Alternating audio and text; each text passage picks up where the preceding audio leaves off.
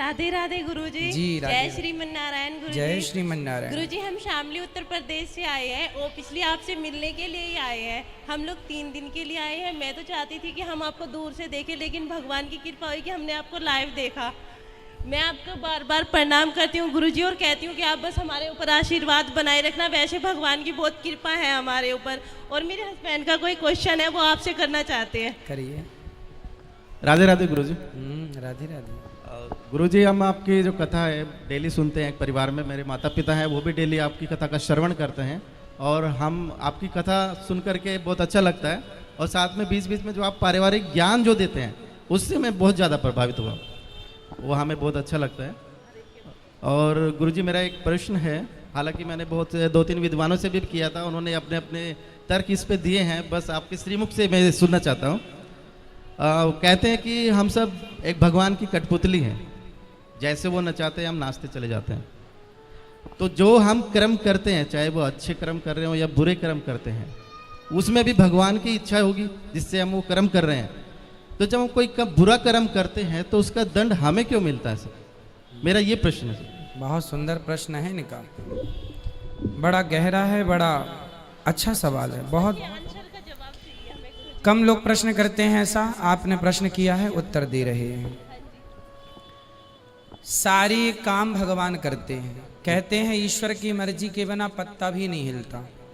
तो जब सब भगवान करते हैं तो फिर पापी व्यक्ति क्यों है? बिल्कुल बिल्कुल, है ना। हमने चोरी की तो फिर हमने वो भी ईश्वर की मर्जी से की, क्योंकि सब ईश्वर की मर्जी से हो रहा है। ये सवाल है आपका। जी जी बिल्कुल। अब उत्तर के लिए आपसे ही मैं प्रश्न करूंगा। जी बिल्कुल। आपकी एक गाड़ी है, माना कि एक कार आपकी है और आप मालिक हैं, कार के मालिक। आपने एक ड्राइवर लगा रखा है। जी। आपने ड्राइवर से कहा कि गाड़ी लेके स्टेशन चले जाओ, गाड़ी लेके एयरपोर्ट चले जाओ, गाड़ी लेके मार्केट चले जाओ।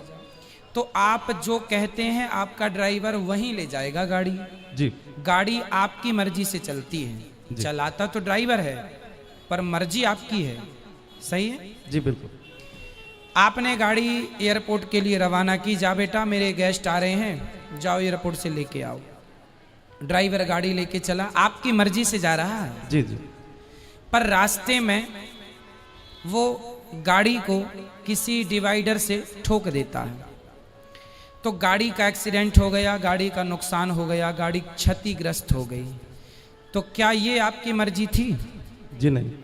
आपकी मर्जी थी कि गाड़ी एयरपोर्ट जाए, पर गाड़ी का एक्सीडेंट हो गया, गाड़ी गड्ढे में गिर गई। ये आपकी मर्जी नहीं थी, ये मर्जी नहीं थी, ये गलती थी। किसकी? आपकी नहीं, ड्राइवर की। हाँ या ना? जी। ड्राइवर के पास दोनों थे, एक्सीलेटर भी था और ब्रेक भी था। क्यों नहीं हिसाब से गाड़ी चलाया? क्यों डिवाइडर पर ठोक दिया? आपकी गाड़ी आपकी मर्जी से चलती है, पर जब उसका नुकसान होता है तो वो आपकी मर्जी नहीं होती है ना, वो लापरवाही होती है। उसी प्रकार ये संसार भगवान की ओर से चल रहा है, मालिक भगवान है, हम लोग केवल ड्राइवर हैं। हमारे पास ईश्वर ने विवेक दे रखा है।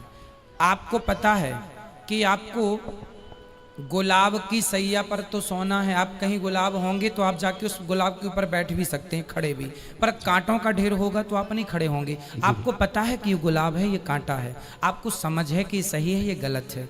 जब आपको समझ है तो आपने अपनी समझदारी से अपने मन को रोका क्यों नहीं गलत काम से? ईश्वर की मर्जी से संसार चल रहा है। आप और हम सबकी मर्जी में ईश्वर की मर्जी है, पर हम जो गलत निर्णय लेते हैं उसके लिए ईश्वर ने हमें स्वतंत्र, गाड़ी आपकी है, मालिक आप हैं, लेकिन ब्रेक एक्सीलेटर आपने ड्राइवर को सौंप रखा, भाई जहां जरूरत पड़े दबाते रहना। उसी प्रकार ईश्वर ने भी हमें बुद्धि देके स्वतंत्र कर दिया है कि जहां जरूरत पड़े वहां अपने हित में अहित में सोच लेना। आपको कहा जाए कुएं में गिर जाओ, आप नहीं गिरेंगे, आपको पता है ये गलत है। तो आपको स्वयं को ईश्वर ने इतनी पावर दे रखी है। मालिक तो आप हैं गाड़ी के, लेकिन कुछ पावर ड्राइवर के पास भी है ना, ब्रेक एक्सीलेटर। उसी प्रकार संसार ईश्वर का है, संसार ईश्वर की मर्जी से चलता है, पर जब आप गलत करते हैं तो वो ईश्वर की मर्जी नहीं होती, वो आपके मन की गलती होती है। आपने अपने मन को नियंत्रित क्यों नहीं किया? ड्राइवर ने गाड़ी को क्यों नहीं नियंत्रित किया? अब नुकसान हुआ है तो वो ड्राइवर को भी चोट लगेगी, मालिक को चोट नहीं लगेगी। भाई एक्सीडेंट हुआ है तो चोट, मालिक तो घर में बैठा है, मालिक तो परमात्मा है। अब तुम ही ड्राइवर हो तो तुम ही भोगो फिर।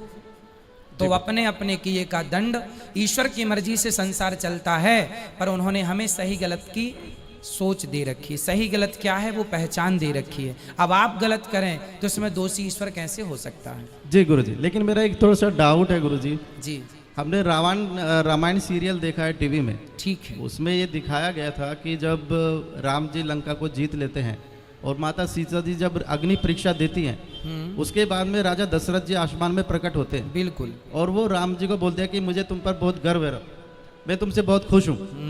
तो भगवान राम वहाँ पे उनसे एक चीज़ मांगते हैं कि आप मुझे एक वचन दे दो कि आप जो है माता कैकेयी को क्षमा कर दो, उनकी इसमें कोई गलती नहीं। लेकिन वो जो आप बता रहे हैं कि एक विवेक और जो बुद्धि जो दे रखी है वो भगवान ने सभी को दे रखी है, वो माता कैकेयी को भी दे रखी थी। ठीक है। लेकिन उन्होंने गलत निर्णय लिया, लेकिन भगवान ने उनको क्षमा कर दिया। तो मैं ये कहना चाह रहा हूँ कि जब भगवान उनको क्षमा कर सकते हैं तो हम लोगों को क्यों नहीं क्षमा कर? हाँ करते हैं, आपको भी करते हैं, हमें भी करते हैं। कब करेंगे?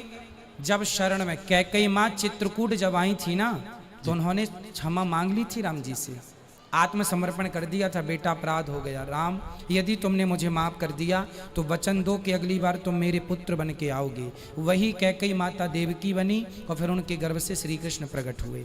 तो भगवान कहते हैं तुम कितने भी बड़े पापी हो, यदि मेरे सामने आके आत्मसमर्पण कर दोगे और मेरे हो जाओगे, मैं भूल जाऊंगा कि तुमने कोई पाप किया है। ये बात लिखी है, लिखित में सुनिए।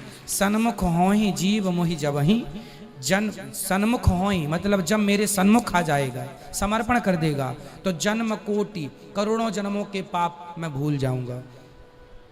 ये लिखा है जी। जी। एक छोटा सा क्वेश्चन है जी, एक जी। और। हमने सुना है कि धर्म बहन होती है, लोगों से कहते सुना है कि ये हमारी धर्म बहन है। ठीक है। ये भी सुना है कि ये हमारी धर्म पत्नी है, लेकिन हमने ये कभी नहीं सुना कि ये हमारे धर्म पति है। ऐसा क्यों सर? हाँ, पत्नी भी एक ही होती है ना। अब दूसरी पड़ोसन को तो आप कह नहीं सकते कि मेरी धर्म पत्नी है जी। अपनी कोई ना, आप पत्नी कह सकती है मेरा पति है, परमेश्वर है। वहां धर्म तो लगा ही है, जुड़ा ही है, कहने की जरूरत नहीं है, है ना। इसलिए पत्नी धर्म पत्नी है, धर्म की माँ बन जाती है, धर्म की बहन बन जाती है, जो बन जाती हैं वो बन जाते हैं। अब सबको आप कैसे अपना